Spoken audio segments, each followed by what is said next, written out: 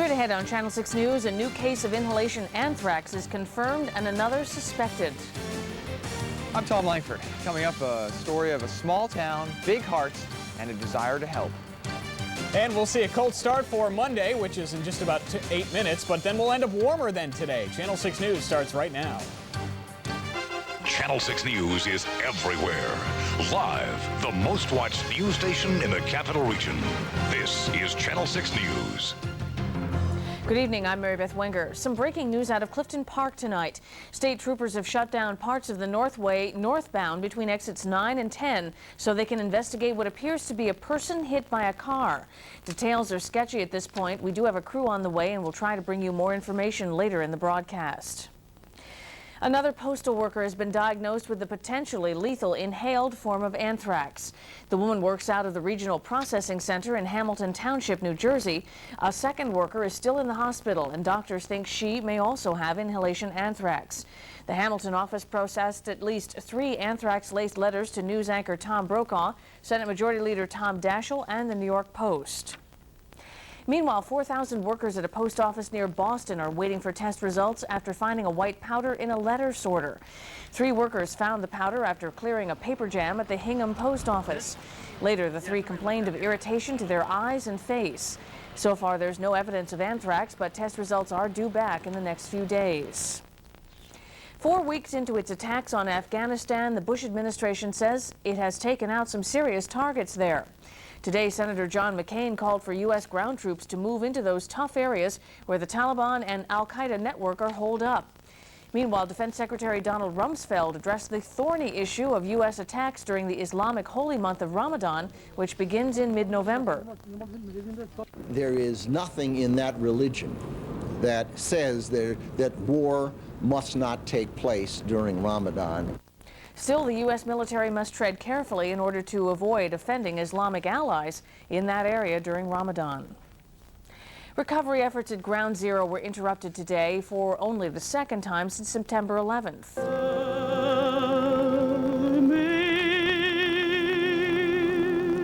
Thousands of family members brought pictures of their loved ones lost in the terrorist attacks to a memorial service where the towers once stood. The service included music and prayer from leaders of many faiths. The only other time work had stopped at Ground Zero was the morning of October 11th, and that was the 1-month anniversary of the attacks. People in one Saratoga County community are doing what they can to comfort those grieving families. Tom Langford shows us how. Tiny Porter Corners is a long way from New York City, but inside the local firehouse, are they going to write a letter or draw a picture? Proof that compassion knows no distance. One letter at a time, children carve out a message of love. So all the kids that lost their parents will feel better. It will make their life better and make them burst with joy. They're writing letters and drawing pictures for victims of the World Trade Center attack. We have a lot. We have a lot of letters here. It makes me cry every time I read one. Like this one, for instance, says, "Dear people of New York City, I'm truly sorry about what happened in New York. I hope you all feel better. Maybe someday you'll feel better. I hope it does not happen again." The fact that you've lost loved ones makes me very sad. I mourn them just as much as you do. Dear people of New York, let God shed grace on you. But come straight from their heart. Straight from their heart. In New York City, what's happened to them is just so sad, and I'm sure the whole nation feels sorry for them, and we've all got to do our own part just to help them out. The letters will be placed in a children's book about death called The Next Place. A local woman helped pull together 7,000 copies of the book, one for each family who lost someone. It's like giving a hug, you know, just to let somebody else know. We don't know exactly what you're going through, but here's a hug. A hug that stretches across the miles. Good job. Okay, thank you. And suddenly, Porter Corners is a lot closer to New York than it used to be. I love New York. In Porter Corners, I'm Tom Langford for Channel 6 News. And turning now to weather, we're warming up as we head into the last days of October. Mike Augustinak has the forecast. That's right, Mary Beth. Hello to you and good evening to all of you at home. It's looks like 60s in the 6 days, certainly not out of the question. but you wouldn't know it if you stepped outside right now. Temperatures, this is actually last hour's temperatures, cool, 33 at Albany, and that's the quote-unquote warm spot for the area because Glens Falls in the 20s at 26, Rutland at 28, North Adams is at 25, Poughkeepsie checking in with 28. This Schenectady reading is actually a couple of hours old, so we will disregard that. And I tell you, with all the clear skies around that we see now, despite a little bit of a cloudy start earlier in the day today, temperature is only going to continue to fall right through the night. That'll set up a very bright morning tomorrow, so if you're headed east on your commute, look for that bright morning sunshine. Might be causing a few problems. But the clouds will increase as we head throughout the day tomorrow. Not a cloudy afternoon, I wouldn't say. We'll call it more a mixture of sunshine and clouds. It does look dry, but a weak cold front dropping down from the north is going to give us a temporary temperature setback for Tuesday. We'll detail that for you in full weather in a few minutes. Channel 6 News is everywhere. Coming up next. An area community comes together to help a little girl. Plus, we'll tell you why this guy is taking to the skies helium style, so stay with us.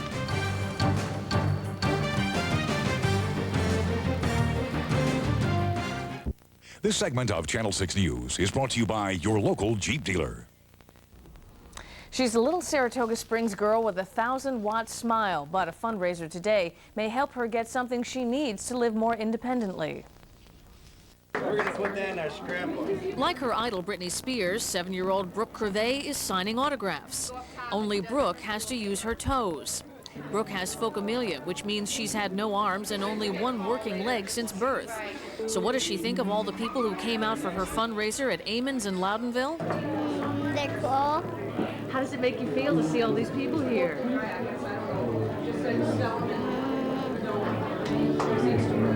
Pretty happy? Yeah. Is this as good as going to a Britney Spears concert? Yeah. The fundraiser is needed to get Brooke a Raptor. It's a $10,000 robotic arm that would attach to her wheelchair and let her pick up cups or turn doorknobs by herself. Brooke is not one that complains very often, but just to know that she won't have to ask the question, Ma, I want to go in my room to play. Can you turn on the light for me?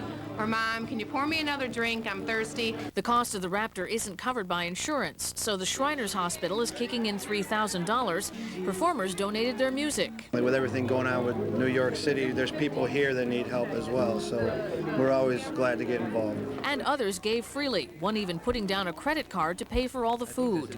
Because she's so special and people just look at her and their hearts and their wallets and everything just open up to her. How would that feel not to have to ask people to do stuff for you anymore? Would that be good? Yeah. Today's fundraiser collected $3,500 toward the total of $10,000. Well, the head of United Airlines is stepping down. James Goodwin says it's the right time for a new leader to guide the airline, which has struggled financially since the September 11th attacks. United owned 2 of the 4 hijacked planes used in those attacks.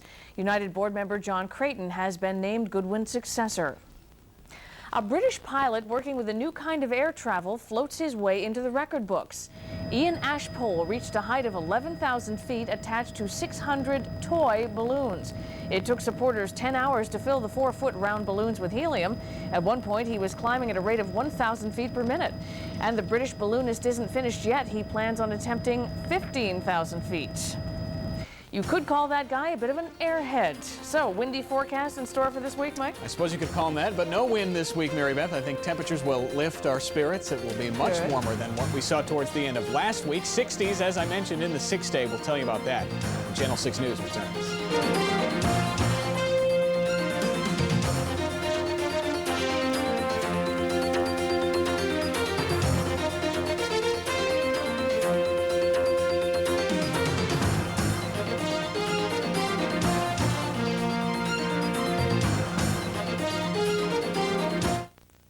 Now, your instant Doppler 6 forecast. Hello, kids. Welcome to tomorrow. So this should say 8 a.m. today. It'll be very, very sunny out there. Not a cloud in the sky, I don't think. 33 degrees and 53 for the afternoon high tomorrow with just a few clouds building in through the afternoon. Still, I think, a good deal of sunshine even as the sun sets at 4:52 tomorrow evening. Take a look at this shot sent in from our WeatherNet 6 weather watcher Jim Meehan from Chatham. But this along Route 7 today in Great Barrington. The Meehan family out for a drive and stopped to take this shot for us. Take a look. Hardly a cloud in the sky anywhere. East, west, north, south through the afternoon today. You can see what's left of the fall colors reflecting here in the water, but for the most part, just a few dapples of color. Really, most of the leaves, as you can see floating on the surface of the water, now beginning to fall off the trees. So the foliage season is over.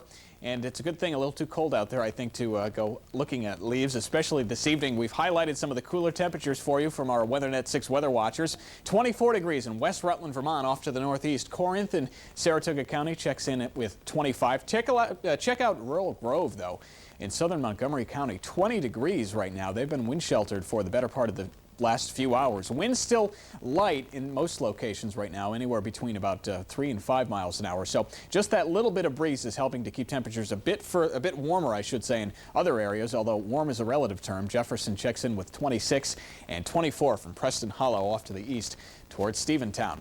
Let's show you what things look like from space this evening.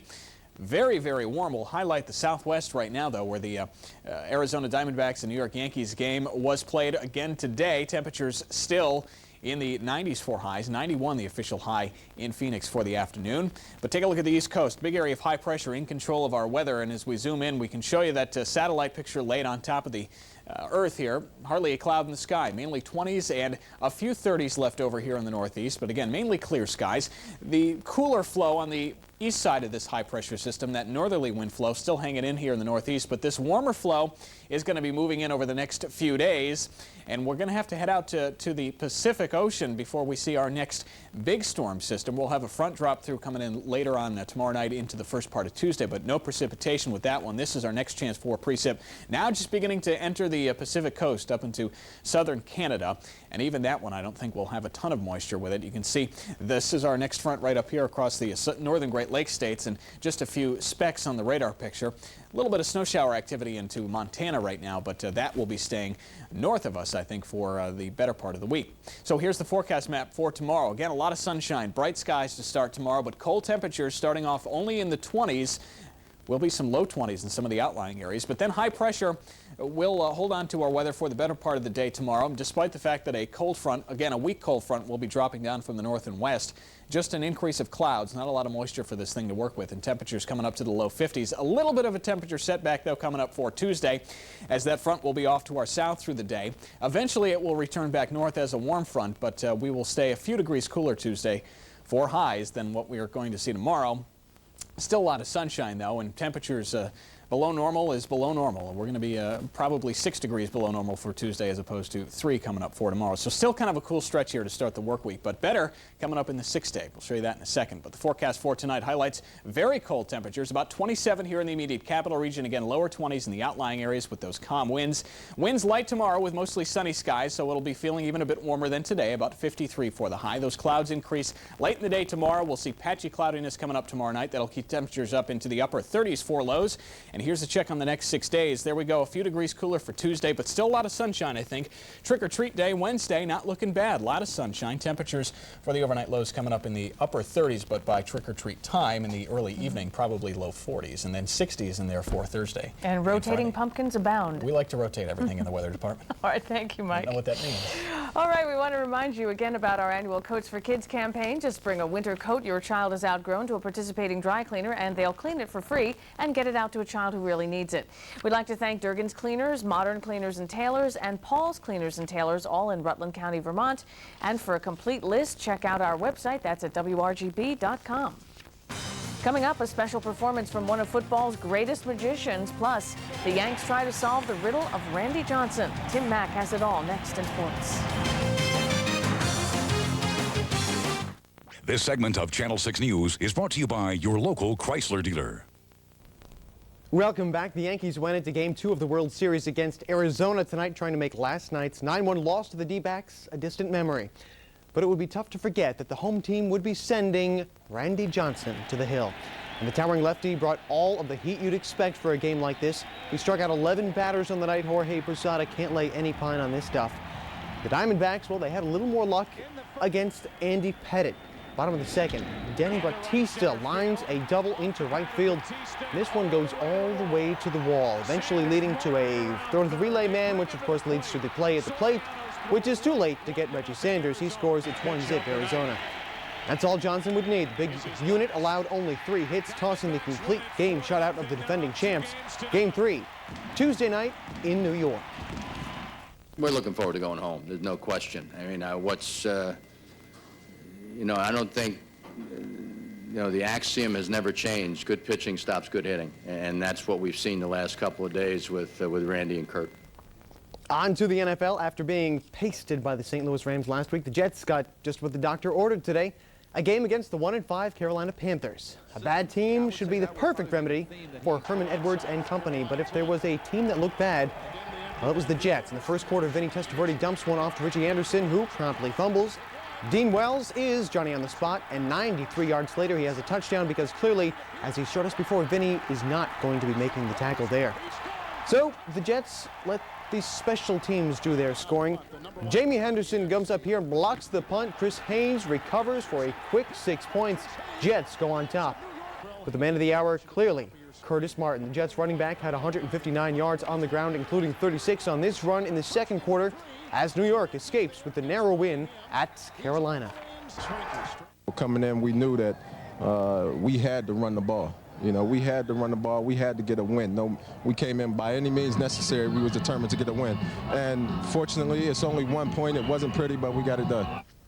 The game with the most subplots and subtext this weekend, clearly Rob Johnson and the Bills visiting former Buffalo quarterback Doug Flutie and the Chargers.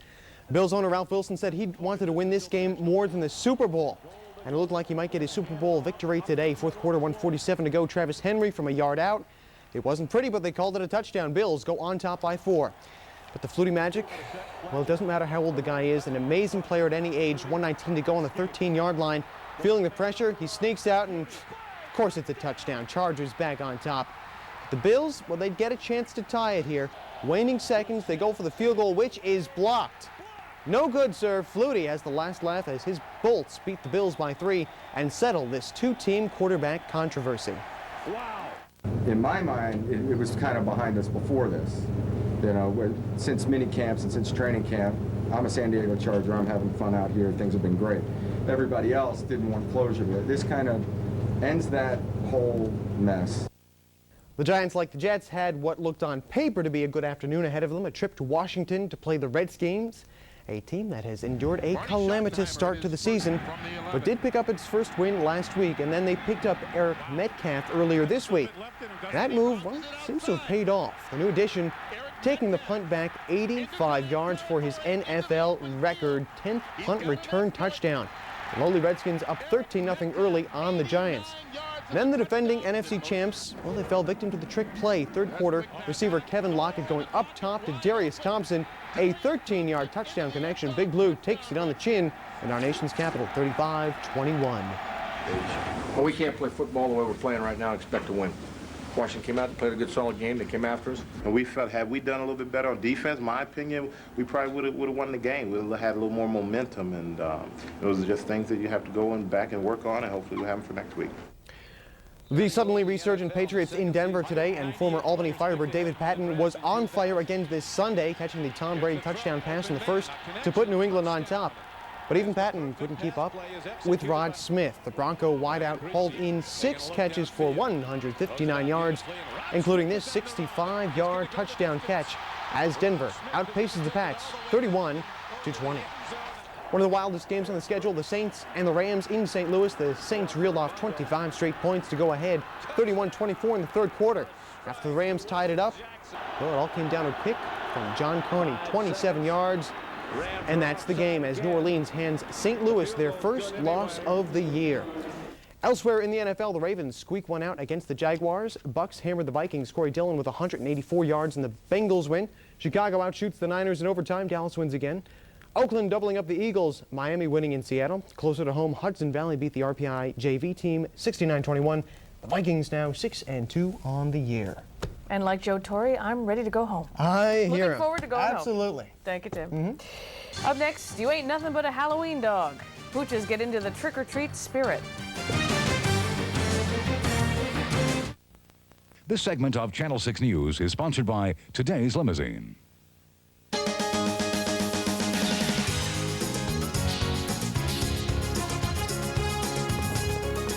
Some party animals decided to celebrate All Hallows Eve a little early in Indianapolis today. We take you now to the 3rd annual Howl-O-Ween, where pups from the TL Pets Doggy Daycare Center paraded downtown. One dressed as a bride, one as a witch, another as a clown, and you think people look embarrassing in their Halloween get-ups. Everyone got treats, and organizers say the biggest problem was keeping all the canines in their costumes. From eating their costumes, probably.